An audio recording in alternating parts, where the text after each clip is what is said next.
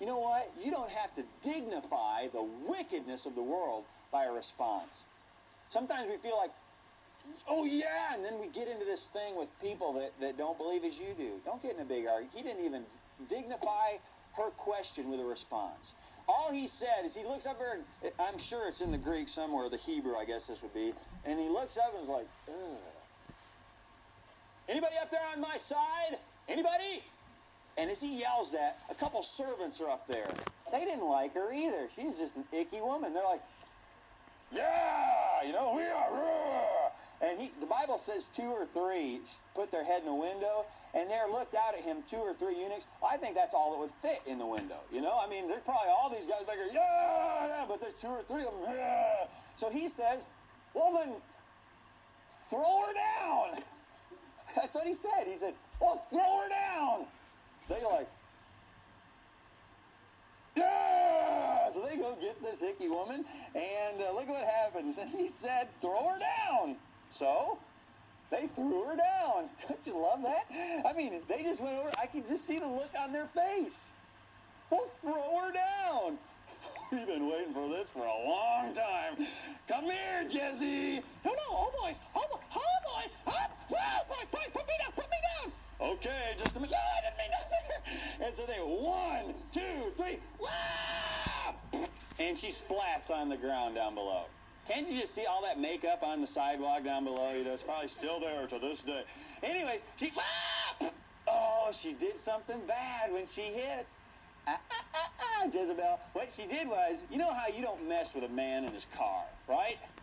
Well, you don't mess with a man in his chariot neither. Because when she...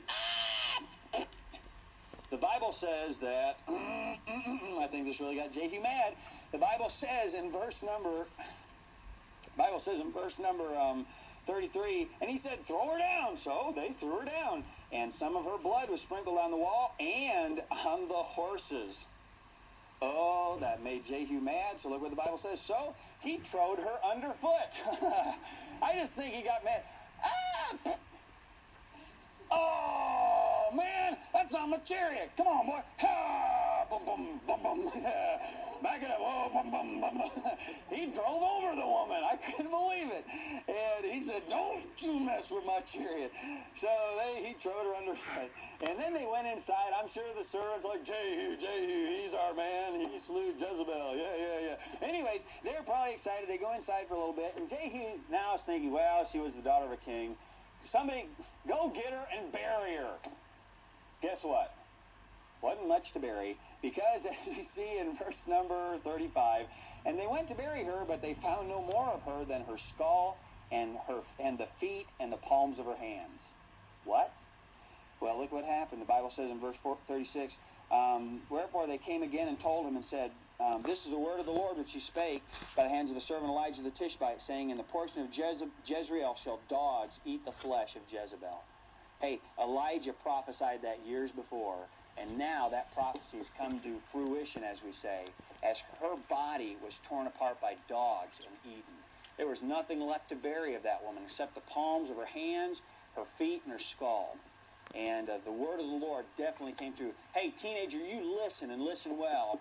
When God says something, we better mark it down that it's going to take place. You say, well, I haven't seen it take place, and I bet Jezebel mocked at that too, don't you think? Oh, sure, great, Elisha. That's never going to take place. And Elijah's prophecy did, in fact, come true. And Jezebel understood completely, boy, when God says it, it's going to take place. Mark it down. When this book says it, it's going to take place. And we ought to think twice before we mock the Lord and his commandments for our life. Well, Jezebel's job still,